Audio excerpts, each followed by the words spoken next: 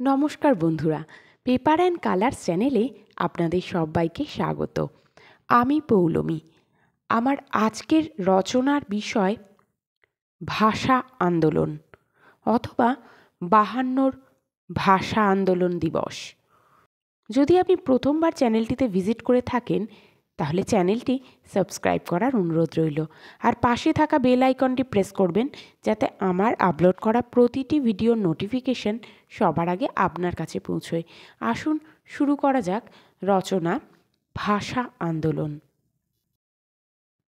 ভূমিকা।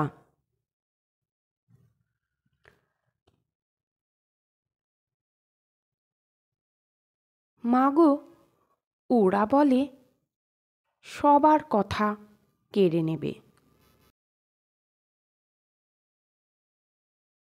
তোমার কোলে শুয়ে গল্পও শুনতে দেবে না।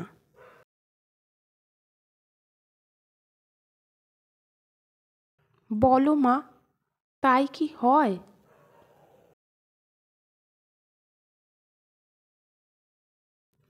আবু জাফর ওবায়দুল্লাহ।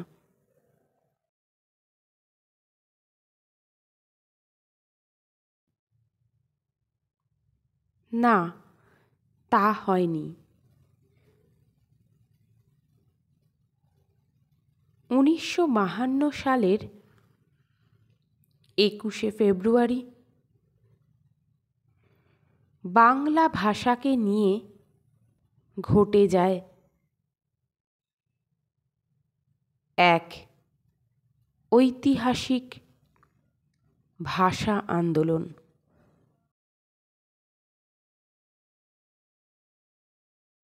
বাঙালি জাতি স্বাধীন হবার বীজ রোপিত হয় ভাষা আন্দোলনের মাধ্যমে। 21শে ফেব্রুয়ারিতে সালাম, বরকত, জব্বার, রফিক প্রমুখের বাংলা ভাষা প্রেমে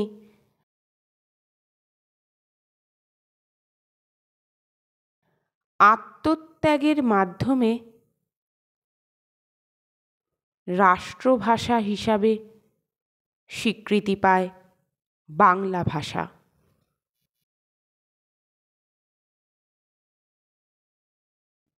ভাষা আন্দোলন কি? 1952 সালের ভাষা আন্দোলন বাঙালির স্বাধিকার আদায়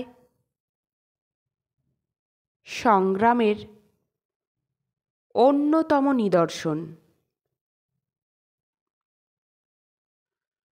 বাংলাকে রাষ্ট্রভাষা করবার দাবিতে 1952 সালে বাঙালিরা তৎকালীন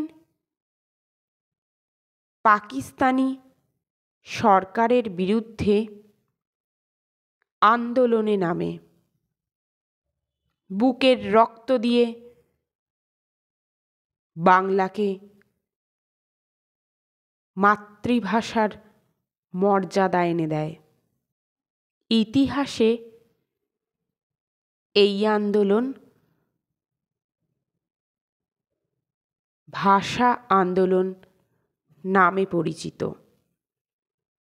1947 সালে দেশ ভাগের মধ্য দিয়ে বাঙালির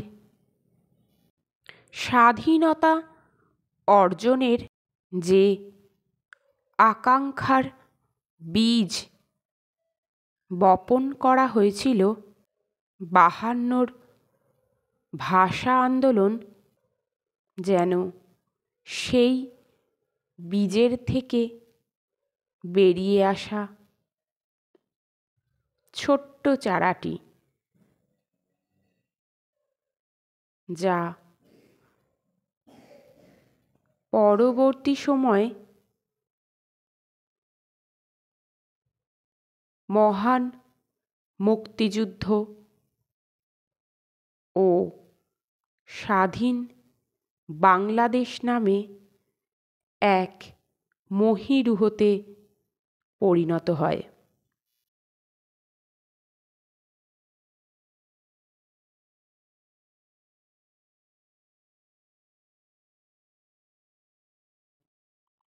ভাষা আন্দোলনের সূচনা।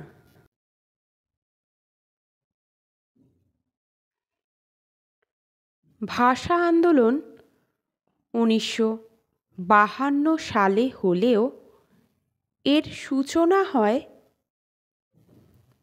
1947 সাল থেকেই।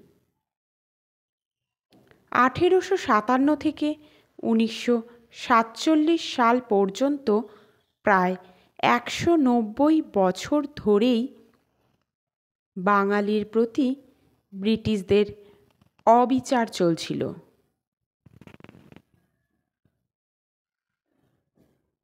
অবশেষে 1947 সালে ঔপনিবেশিক শক্তি ব্রিটিশরা ভারতবর্ষ ত্যাগ করে। অতঃপর দ্বিজাতি তত্ত্বের প্রতিষ্ঠার মাধ্যমে ভারত ও পাকিস্তান দেশ বিভাজন হলে পাকিস্তানের দুইটি অংশ, পূর্ব পাকিস্তান বাংলাদেশ ও পশ্চিম পাকিস্তান থাকে। প্রায় 2000 কিলোমিটারের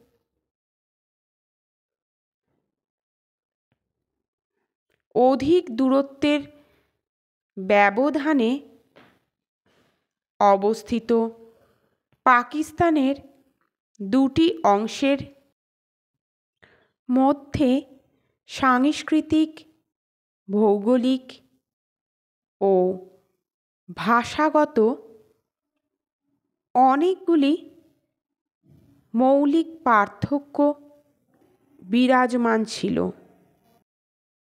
1948 সালে পাকিস্তান অধিরাজ্য সরকার পূর্ব পাকিস্তান বা পূর্ব বাংলাকে ইসলামীকরণের জন্য ঘোষণা করে যে উর্দুই হবে পাকিস্তানের একমাত্র রাষ্ট্রভাষা। কিন্তু পূর্ব বাংলার বাংলাভাষী সাধারণ জনগণ এই সিদ্ধান্ত মেনে নিতে পারেনি। ফলস্বরূপ সূচনা হয় ভাষা আন্দোলনের। বাংলা বর্ণমালা মুছে ফেলার প্রয়াস। বাংলার বর্ণমালা মুছে ফেলে বাংলাকে নিশ্চিহ্ন করার চেষ্টায় সচেষ্ট ছিল পাকিস্তান পার্লামেন্টের অধিকাংশ সদস্য। উর্দুকে রাষ্ট্রভাষা ঘোষণার পর Pakistan public service commission Bangla ভাষাকে তাদের অনুমোদিত শিক্ষা ব্যবস্থার বিষয় তালিকা থেকে বাদ দেয়। এমনকি তাদের সাংবিধানিক কাগজপত্র, মুদ্রা, ডাকটিকিট গণমাধ্যম থেকে বাংলা অক্ষর বাতিল করা হয়। বাংলাকে রাষ্ট্রভাষা করার দাবি। 1948 সালের 23শে ফেব্রুয়ারি কুমিল্লার সন্তান ধীরেন্দ্রনাথ দত্ত পাকিস্তান পার্লামেন্টে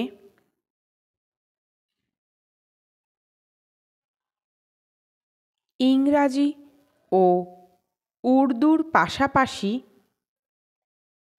বাংলায় বক্তৃতা ও সরকারি কাজে বাংলা ভাষা ব্যবহারের প্রস্তাব উত্থাপন করেন। তিনি বাংলাকে রাষ্ট্রভাষার মর্যাদা দেওয়ার দাবি জানান। তার প্রস্তাব পূর্ব পাকিস্তান থেকে নির্বাচিত সংসদরা সমর্থন করলেও মুসলিম লীগের সদস্যরা একসাথে এই প্রস্তাবের বিরোধিতা করে। খাজা নাজিমুদ্দিন ও পাকিস্তানের প্রধানমন্ত্রী লিয়াকত আলী খান এর বিরোধিতা করে প্রস্তাবটি বাতিল করেন। 1951 থেকে 52 সালের শুরুতে ভাষা নিয়ে দেশব্যাপী হাজারো আন্দোলন সংগঠিত হয়। সর্বশেষ 1952 সালের 27শে জানুয়ারি খাজা নিজামুদ্দিন পুনরায় ঘোষণা করেন পাকিস্তানের রাষ্ট্রভাষা হবে উর্দু। এরপর বাঙালি আর চুপ থাকতে পারেনি। 4 ফেব্রুয়ারি ধর্মঘট এবং 21শে ফেব্রুয়ারি হরতাল পালনের সিদ্ধান্ত নেয় রাষ্ট্রভাষা সংগ্রাম কমিটি।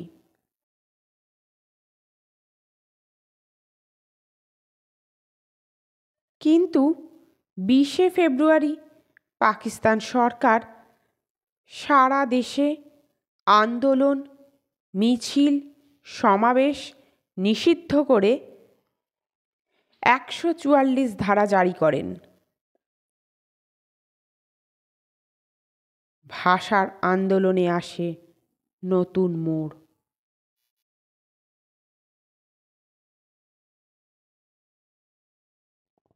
একুশের আন্দোলন।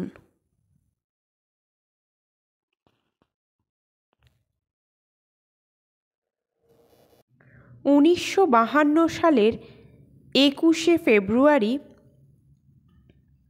ঢাকা শহরের স্কুল, কলেজ এবং ঢাকা বিশ্ববিদ্যালয়ের হাজারো ছাত্র সকাল 9টায় 144 ধারা ভঙ্গ করে ঢাকা বিশ্ববিদ্যালয়ে সমবেত হয়। কলা ভবনের প্রাঙ্গণে আমতলায় ঐতিহাসিক ছাত্রসভা হয়।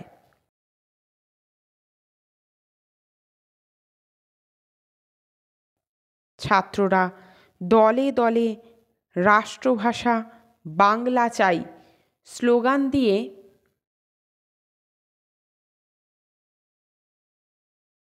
রাস্তায় বেরিয়ে আসতে চাইলে পুলিশ বাধা দেয়। পরবর্তী সময় আবারও মিছিল বের করতে চাইলে পুলিশ কাঁদানে গ্যাস নিক্ষেপ করে। এ সময় বিশ্ববিদ্যালয়ের উপাচার্য ছাত্রদের ক্যাম্পাস ত্যাগ করতে বলেন এবং বেরিয়ে আসার সময় পুলিশ 144 ধারা ভঙ্গের অভিযোগে কিছু ছাত্রকে আটক করে। ফলে ছাত্ররা বিক্ষোভ মিছিল বের করে। এই মিছিল ঢাকা মেডিকেল কলেজের সামনে গেলে পুলিশ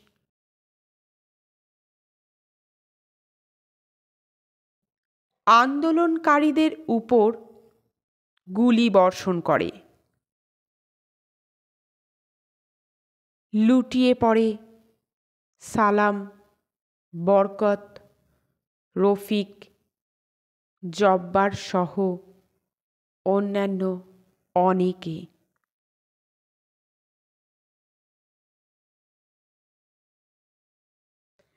রক্তে ভেসে যায় শহরের রাজপথ। আমার ভাইয়ের রক্তে রাঙানো 21শে ফেব্রুয়ারি আমি কি ভুলতে পারি?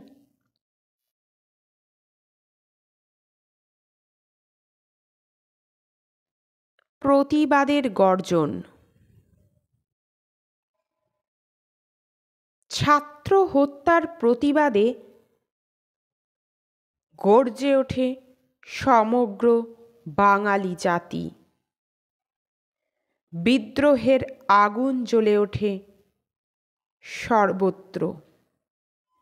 22 ও 23শে ফেব্রুয়ারি দেশের আপামর ছাত্র জনতা, বুদ্ধিজীবী, সাহিত্যিক, শিক্ষক, শ্রমিক, সাধারণ জনগণ শোভাযাত্রা সহ 144 ধারা ভঙ্গ করে হরতাল পালন করে। পুলিশের নিপীড়ন চলতে থাকলেও এই হত্যাকাণ্ডের প্রতিবাদও চলতে থাকে তীব্রভাবে। শহীদদের স্মৃতিকে জাগ্রত রাখতে ঢাকা মেডিকেল কলেজের হোস্টেল প্রাঙ্গণে 23শে ফেব্রুয়ারি বিকাল থেকে 24শে ফেব্রুয়ারি ভোররাত পর্যন্ত কাজ করে নির্মাণ করেন ভাষা আন্দোলন ইতিহাসের প্রথম শহীদ মিনার। মাতৃভাষা আমাদের গর্ব। 1954 সালের 7ই মে বাংলাকে পাকিস্তানের অন্যতম রাষ্ট্রভাষা হিসাবে ঘোষণা করা হয়। বাংলা সাহিত্যের উন্নতির জন্য 1955 সালে গঠিত হয় বাংলা একাডেমি। 1999 সালের 17ই নভেম্বর ইউনেস্কো বাংলা ভাষার আন্দোলনের এই ঐতিহাসিক দিনটিকে আন্তর্জাতিক মাতৃভাষা দিবস মর্যাদা প্রদান করেন। আজও পর্যন্ত জাতিসংঘের অধীনে থাকা দেশগুলোতে ভাষা দিবসের সম্মান অর্জন করেছে শুধুমাত্র বাংলা ভাষা। তাই বাংলা আমার মাতৃভাষা বলতে গর্বে বুক ফুলে ওঠে আমাদের। বাঙালি প্রমাণ করে দিয়েছে মাতৃভাষা আমাদের গর্ব। উপসংহার: বাংলায় মা বলে ডাকা, বাংলায় মুখের বুলি আদায়ের জন্য বীর ভাষা শহীদেরা করে গেছেন আত্মদান। ভাষা শহীদদের ত্যাগের সার্থকতা তখনই অর্জিত হবে যখন বাংলা ভাষা তার পূর্ণ মর্যাদা পাবে। বাংলা ভাষার অপব্যবহার বন্ধ হবে। তাই আমরা আমাদের আগামী প্রজন্মকেও স্বদেশ ও মাতৃভাষার প্রতি সম্মান করার অঙ্গীকারবদ্ধ হব।